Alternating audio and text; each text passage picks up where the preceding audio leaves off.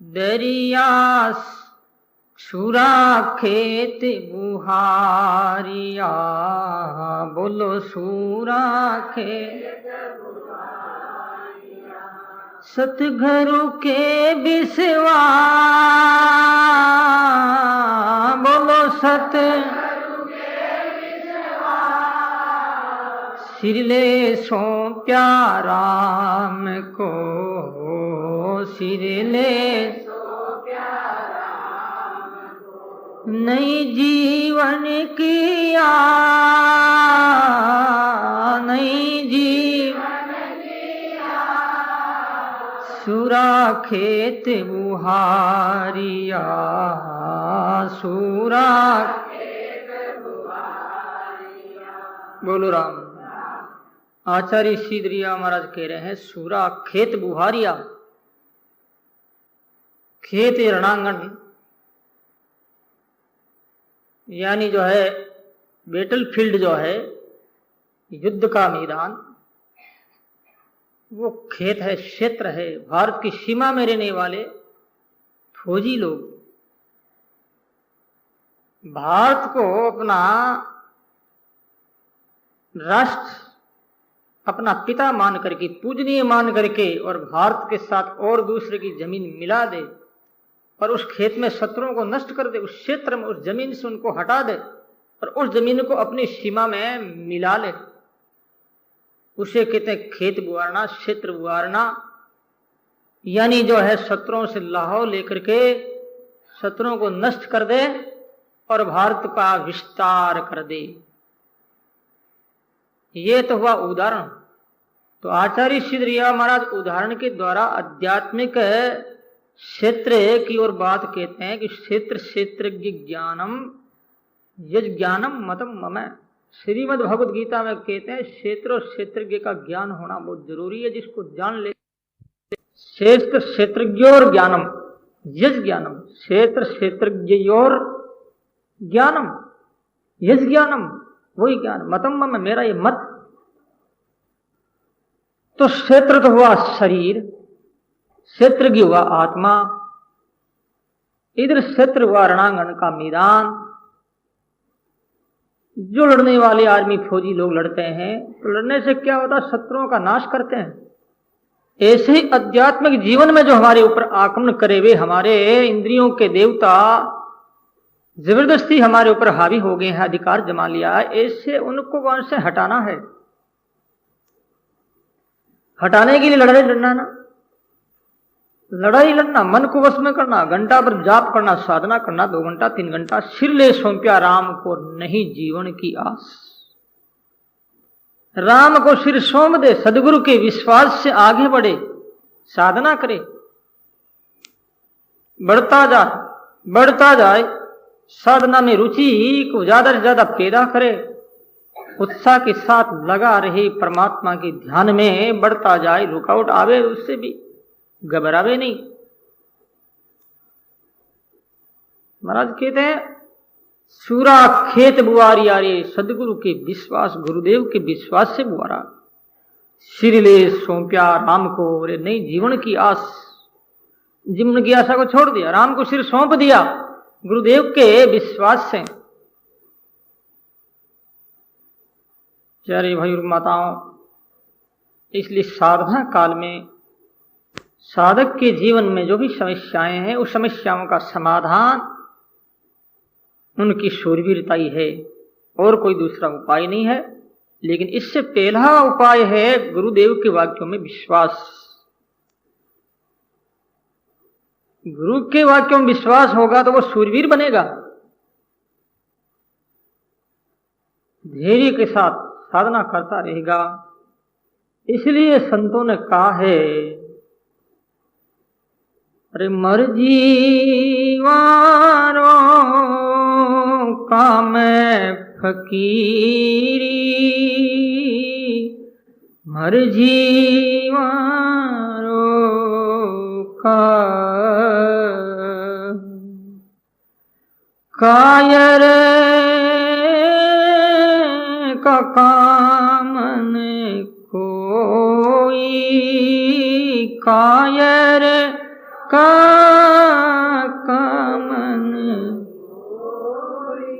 फल में देवे रो मर जीवा काम फकीरी मर जीवा रोका। बोलो राम। मर्जी भी जो फकीरी जो है मर्जीवा, जिंदा ही मरता है, कायर का कोई कामन है भाई। पल में रोवे, पल में रो देता कायर।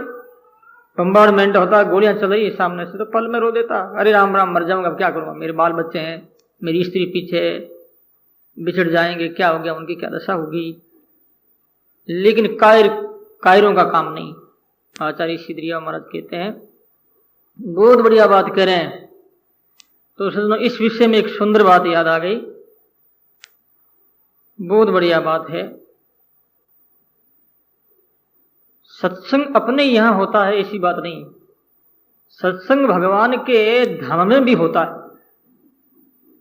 पर जितना सत्संग बैकुंठ में होता है, अमर लोक में होता है, सत्य लोक में होता है, साकेत लोक में होता है, गोलोक में होता है, जितना वहां आदर है सत्संग का, इतना आदर हम नहीं समझ पाते, नहीं करते। भगवान बैकुंठ नाथ के बैकुंठ में सत्संग चला करता था, तो नारद जी महाराज वहां बैठ जाते, सत्संग सुनते।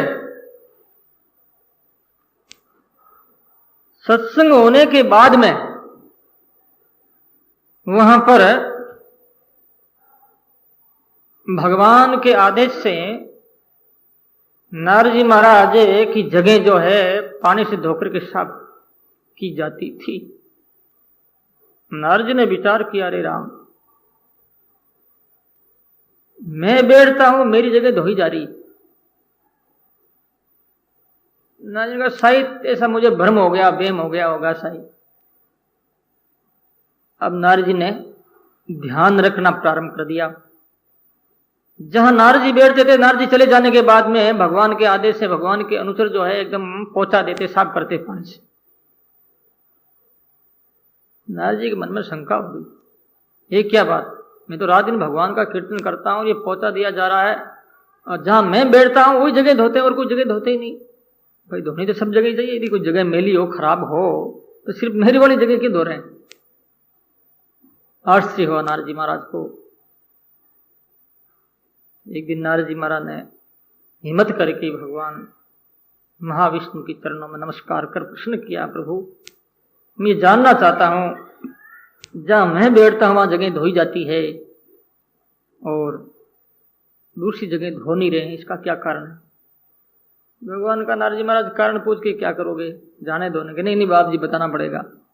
तो बोले, महाराज तुम नुगरे हो, तुमने गुरु नहीं किया। नारद ने कहा, महाराज तो फिर क्या करूं, मैं गुरु बनाऊं आपको। हाँ बिल्कुल, गुरु तो भाई बनाना पड़ेगा, गुरु बिना मुक्ति कैसे होगी। गुरु बिनो भवनिधि तिरहन कोई, जो बिरंची शंकर सम होहि। बोलो राम सिया राम जय जय। बोलो राम सिया राम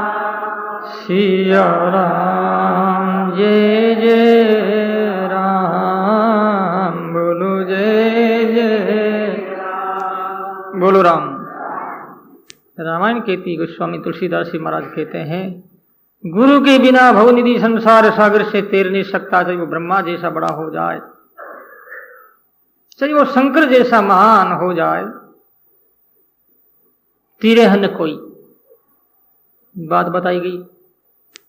नारद जी से भगवान ने कहा, नारद जी गए, लेकिन इनके पहले भगवान ने कहा, नारद जी सुन लो बात मेरी, आप जा रहे हो उनके पहले सुन लो। क्या? जो प्रातःकाल सवेरे सवेरे प्रभात में आपको कोई मिले, बाबा कोई भी मिलो, आपको नेकी गुरु बनाना। ठीक है महाराज। नारद जी गए, प्रातःकाल उठ करके घूमने के लिए जाते हैं, तो नारद जी महाराज को कालिया कीर गुरु मिला। कालियाकीर में समझते हो, व्याध मछलियां मारने वाला धीवर जिसे कहते हैं, ऐसा व्यक्ति मिला। नारद जी ने विचार किया, भगवान की आज्ञा है, ये आदमी ऐसा मछली खाने वाला प्यारा हिंसक, ऐसा व्यक्ति को मैं गुरु कैसे बनाऊं। लेकिन फिर भी भगवान की आज्ञा है तो नारद जी नमस्कार किया, महाराज मेरे आप गुरु बन जाओ। कालियाकीर ने कहा, अरे नारद जी महाराज आप बाबा हो, महात्मा हो, मैं तो पापी आदमी हूं, मेरे को काहे का गुरु बना रहे हो आप। मैं आपको गुरु बनाऊं, चेला मैं हो सकता हूं, मैं भी लायक नहीं चेला होने के, क्योंकि हिंसक हूं, मैं हत्या करता हूं, जीवों को मारता हूं। भगवान का आदेश था। इस वास्ते नारद जी महाराज ने जबरदस्ती उनको पटा करके पोटा करके गुरु बना लिया। बन गया बेचारा। गुरु बनाने के बाद में नारद जी गए भगवान के पास, आए, नारद जी का मुंह थोड़ा उतरा हुआ, चेहरा खिन्न सा, चिंता से भरा हुआ चेहरा भगवान ने देखा। बोलो नारद जी क्या हुआ? के बाप जी गुरु बना लियो, गुरु बना लियो। अच्छा क्या हुआ? कि गुरु बनायो तो पण का मतलब बढ़िया गुरु नहीं मिला। अरे जैसा घरु तैसा सिख हो ही, खर से खर बंध्या सब को ही। जैसा घरु तैसा सिख हो ही, खर से खर बंध्या सब को ही। जैसा गुरु तैसा चेला होना चाहिए। पण कह दिया नारद जी महाराज ने कि मैं तो ठीक हूं, लेकिन गुरु में कोई कमी है। इस प्रकार से गुरु की निंदा हो गई। पण शब्द का प्रयोग होते ही क्या दशा हो सकती है। अब विचार करो, हम गुरु के प्रति हमारी क्या भावना, कितनी आदर्श है, कितना स्तुत्य भाव है, मर्यादा के साथ हम गुरु को क्या मानते हैं। गुरु का संबंध कोई साधारण संबंध नहीं है। गुरु का संबंध मरने के पश्चात रहता है। संसारिक सामाजिक व्यवहारिक संबंध यहां तक है, मरने के उपरांत कोई संबंध नहीं रहेगा। भाई भाई का, बेटा बाप का, पति पत्नी, कोई संबंध नहीं। गुरु का जो संबंध, गुरु सदा साथ रहेगा। गुरुदेव ने जो मंत्र राज दिया है, साधना बताइए, वो साधना हमारे साथ रहेगी, वो गुरुदेव हमारे साथ रहेंगे मरने के उपरांत। इस वास्ते गुरु कोई साधारण बात नहीं है। गुरु तो महान आत्मा है, जो परमात्मा से बढ़कर के स्वयं भगवान ने कहा है, मोते अधिक गुरु जिय जानी, सकल भाव से वही सन्मानी। बोलो मोते अधिक गुरु जिय जानी, सकल भाव से वही सन्मानी। जय सिया राम, जय सिया राम, जय सिया राम, जय जय सिया राम, जय सिया राम, जय सिया राम, जय सिया राम। बोलो राम। मोते अधिक गुरु ही जिए जानी, भगवान राम के वचन है, साधारण बात नहीं है। मेरे से बढ़ करके मानना पड़ेगा गुरु को, यदि कल्याण चाहता है तो। भगवान ने कहा, रे नारद, गुरु की निंदा कर दी तुमने, पण कह दिया, जाओ 84 जाना पड़ेगा, जाओ 84 में चल, जाओ 84। नारद जी महाराज दुखी रोने लगे बेचारे कि बाप जी गजब कर दिया, जब मैं नरक में जाऊंगा। अरे राम राम, रोने लगे, खूब रोए नारद जी, खूब रोए रोए। भगवान को दया आ गई, नारद जी रो मत भाई, 84 तो भोगनी पड़ेगी, गुरु की निंदा की तुमने। तो बाबू जी कुछ उपाय है? हाँ उपाय है, तुम्हारे गुरु के पास जाओ, उनसे उपाय पूछो, साधन करो, तो 84 मिट सकती। नारद जी महाराज भागे वहां से, खूब भागे जोर से, भाग कर कालियाकीर के चरणों में पड़े, हे गुरु महाराज बचाओ। हर मैं अर्ज करूं गुरु थाने, चरणा में राखो माने। मैं अर्ज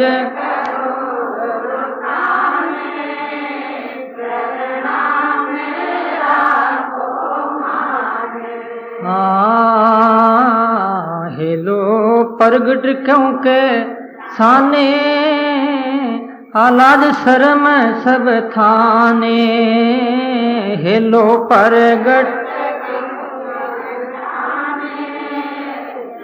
लाज शर्म सब थाने, मैं अर्ज करूं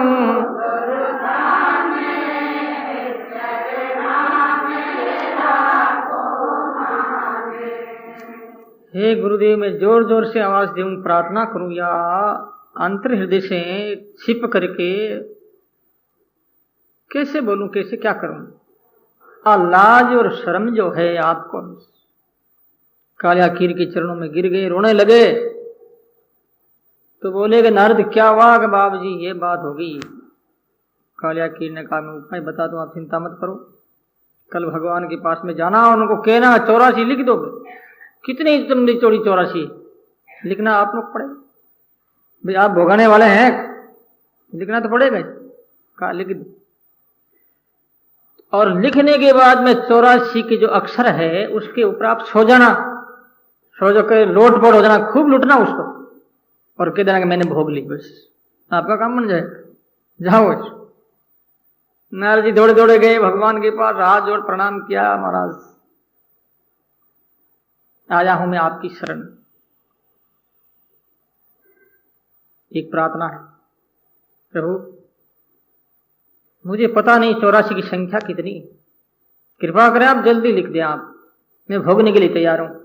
भगवान ने चित्रगुप्त को आदेश दिया। चित्रगुप्त ने लंबा चौड़ा लिख दिया कि ये नरक है, ये नरक है, इतनी 84 इतना ऐसा ऐसा सब।